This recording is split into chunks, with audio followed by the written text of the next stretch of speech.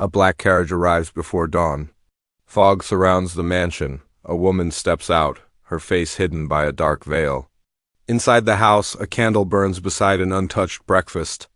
Someone is missing. And from the first shot of The Gilded Age, Season 3, Episode 8, we know nothing will ever be the same. The trailer wastes no time. The tone is serious and there's an eerie silence in the air. We see familiar streets, but they feel colder, emptier.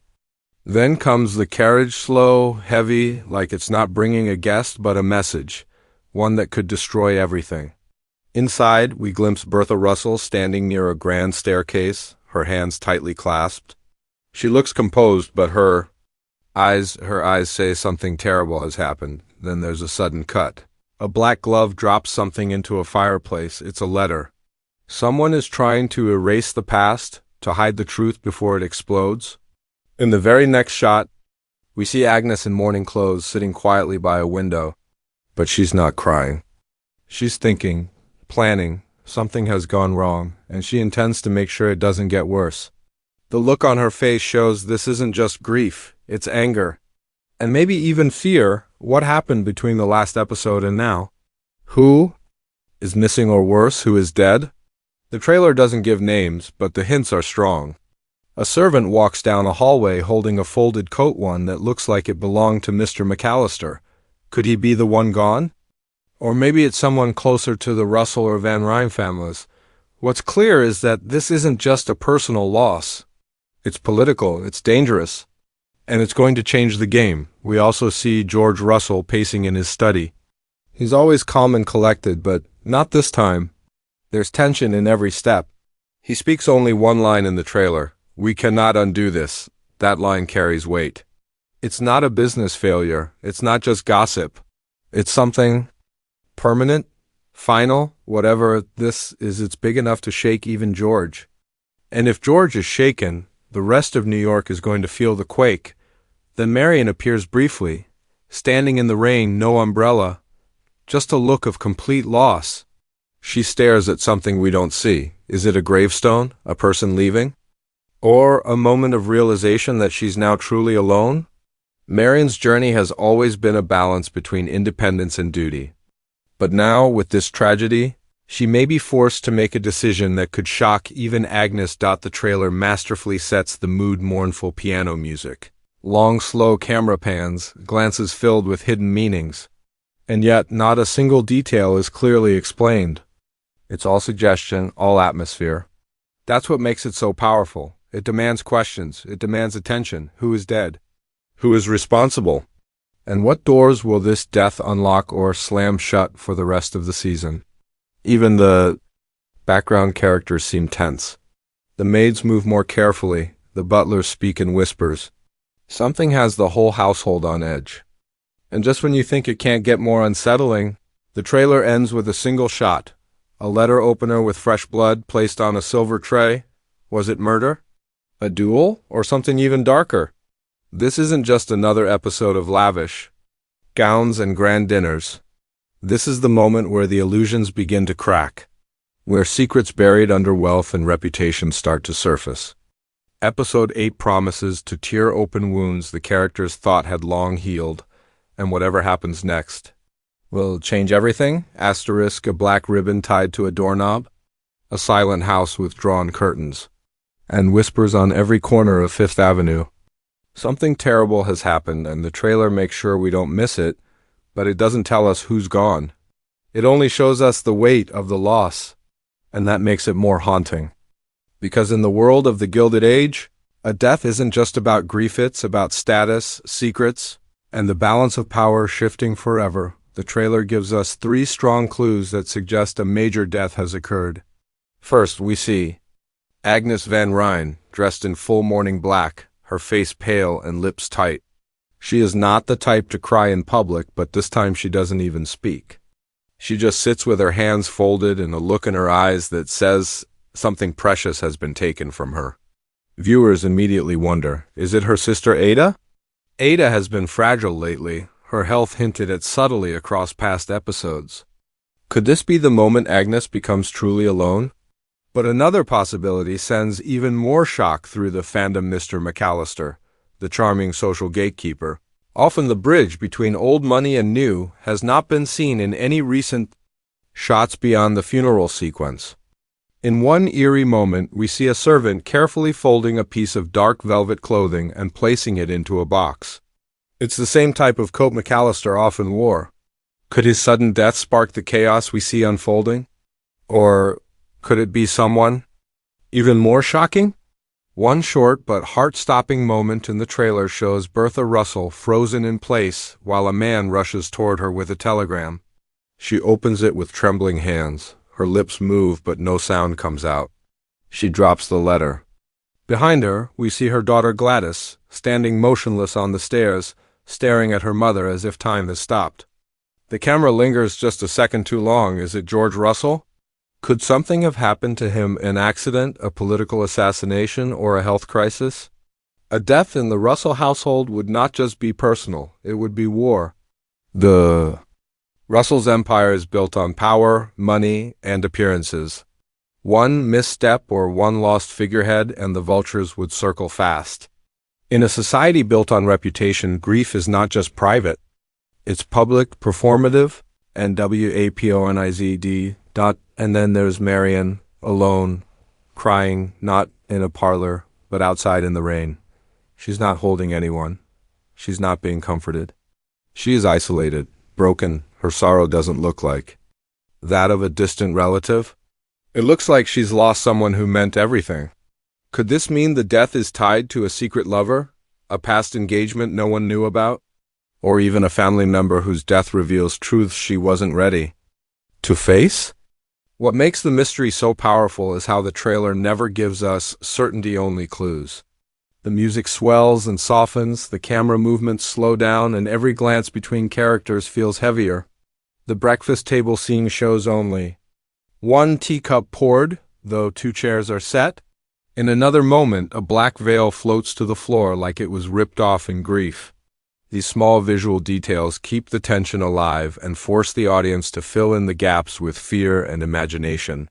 The ripple effect of this death is teased through more than just tears. In one shot, Larry Russell is seen arguing with an older man in a banker's office. His hands slam the desk. "You think we'll fall that easily?" he shouts.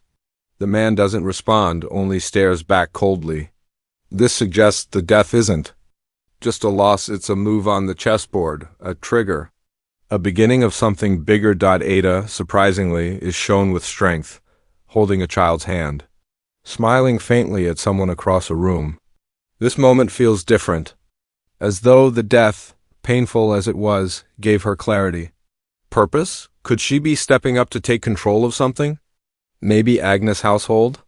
Maybe a public position or charity left behind by the deceased? Finally, one scene shows 2 unknown men lowering a wooden casket into a grave. The camera doesn't reveal the headstone, but the framing wide, with mourners in the distance, tells us that this death is not just another plot point. It's a turning point, the kind that defines the rest of a season. Maybe even the show, Death in the Gilded Age, isn't just about endings. It's about what comes next. Who fills the power vacuum? Who uses grief as fuel for ambition? And who lets it destroy them? And as the trailer fades to black, we hear a voice say, "It was never supposed to end like this." A new mystery is about to begin, asterisk in the heart of New York's high society, where dinner invitations are more valuable than gold and appearances are everything. Bertha Russell has always stood like a flame in a cold, controlled room, bold, brilliant, and unrelenting. But in Season 3, Episode 8, something is shifting. The trailer hints at more than just personal tragedy. It teases a crack in Bertha's carefully crafted empire. And the question hanging in the air is sharp. Is this the episode where Bertha rises to absolute power, or begins her fall? The trailer opens on Bertha, alone in her ballroom. The chandeliers are lit, the walls polished to perfection, but the room is empty, no guest, no music. Just Bertha, staring at her reflection in a mirror. Her face is unreadable. This isn't the confident woman we've come to know. There's something heavy in her gaze, like she's reconsidering everything. The silence in that grand room screams louder than words. Something has gone terribly wrong. Then comes the cut to a flashback, Bertha standing at the top of a marble staircase, addressing reporters. "This city knows who I am," she declares. But the scene quickly shifts again. We see an envelope slipped under a door, a whisper at the opera, a woman turning her back on Bertha at a luncheon. The signs are subtle, but clear. Her position in society is no longer guaranteed. There's a plot against her, and it's coming from within her own circle. Bertha's rise in the earlier seasons was marked by brilliance and calculation. She built her influence like a fortress brick by social brick. She took on the elite and forced them to recognize her name. But now the trailer suggests the rules have changed, and Bertha might be surrounded not by allies but by traitors. One particularly tense scene shows Mrs. Astor seated across from Bertha in a drawing room filled with tension so thick you could slice it with a fan. There's no dialogue in the trailer, just glances. But those glances are deadly. Mrs. Astor lifts her teacup with a smug calm, while Bertha stiffens, gripping her gloves with quiet fury. Is this the moment society turns on Bertha? Or is this where she plots her greatest comeback? Meanwhile, a new face is introduced, a younger woman with sharp eyes and a polished smile. She's seen being escorted by McAllister's assistant and welcomed by old money elites. Who is she? A rival? A pawn in someone's game?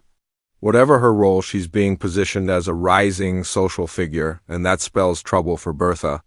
The social ladder in Gilded Age New York doesn't have room for two queens, and yet, just when we think Bertha might lose her grip, the trailer gives us one more scene, a fiery moment that changes everything.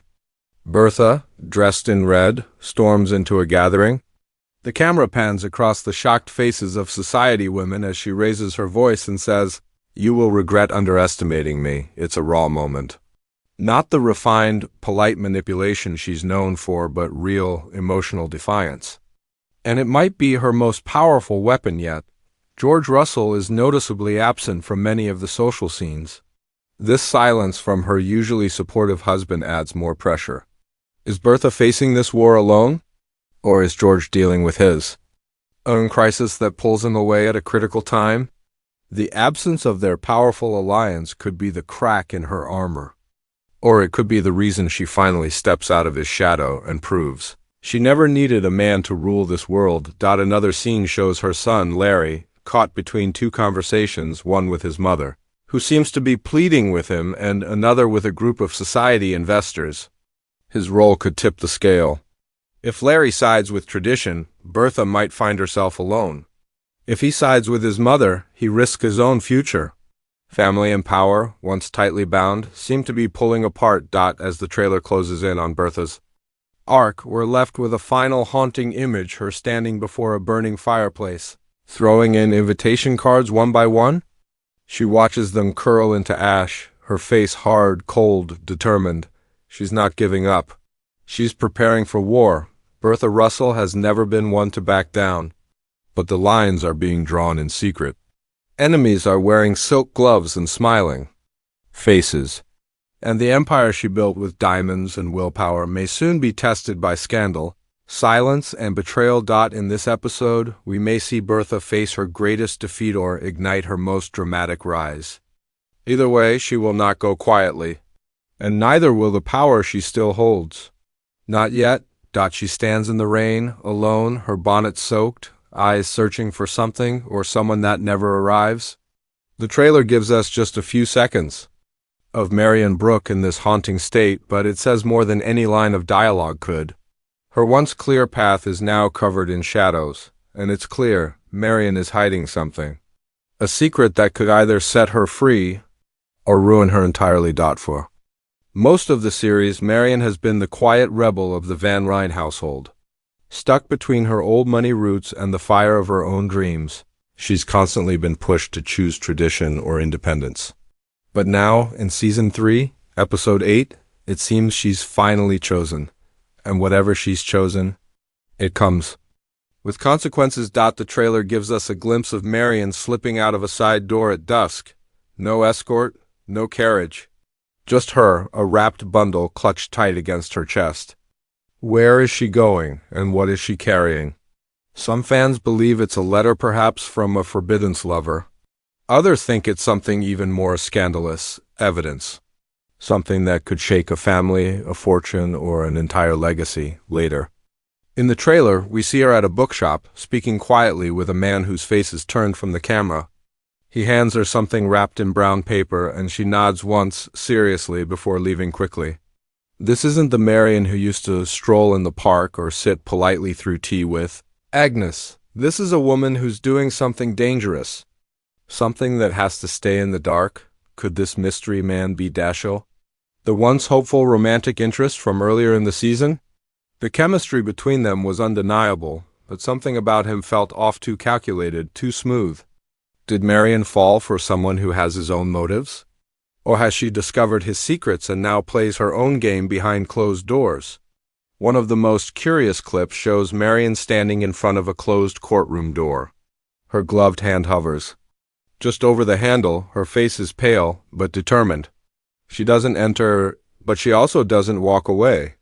This could mean so many things. Is she connected to a trial that's happening off-screen? Is she hiding a relationship with someone? Caught in scandal? Could she be carrying testimony or guilt? Agnes, her aunt, is shown pacing angrily in their drawing room in a different moment, muttering, she must not be allowed to embarrass this family again. The key word is again. That means Marion has already crossed the line once. And now she's crossing it again, but this time she's not seeking forgiveness. She's disappearing into a side of herself we haven't seen before, and just when we think the mystery can't get deeper, we see Marion in one brief scene kneeling. At a bedside? The room is dark and she's crying. Not the soft, quiet tears of confusion, but the deep, gasping kind that come from heartbreak. Someone close to her is either dying or already gone. And the worst part? She's not supposed to be there. The way she glances at the door before wiping her face and leaving tells us. This is a goodbye she wasn't allowed to have. The trailer's most telling moment may be a single line. Marion speaks just 5 words quietly to someone off-screen. You don't know the truth. Her voice isn't defensive. It's wounded, like she's been misunderstood or accused, and perhaps she has been. So what is Marion hiding? Here. Are the theories fans are whispering already? A secret marriage? Could Marion have married someone in secret? Someone below her station? It would explain the nighttime meetings, the shame from Agnes, and her complete isolation. A hidden child, far-fetched. Maybe, but the way she cradles that wrapped bundle and visits a dark bedroom suggests she's holding on to something more than letters. Could there be a child from a past affair hidden from society? A political involvement. We've seen Marion show interest in social reform before. Could she be involved in something bigger, perhaps helping a women's cause? Or aiding a scandalous figure? This could explain the bookshop meetings and the courtroom scene. Blackmail or betrayal. Marion may have discovered a secret about someone powerful, perhaps someone in Bertha's circle, or even within her own family. If she's protecting someone or being used as leverage, it would explain her silence, whatever. The truth is, one thing is clear, Marion is no longer the innocent girl viewers met in Season 1. She's stepped into a world of secrets, risk, and maybe even danger. And the trailer suggests that Episode 8 will force her into the spotlight like never before. The rain-soaked bonnet, the unspoken grief, the trembling voice. It all points to a storm that's been building inside Marion for far too long, and when it breaks, the entire social order around her may shake.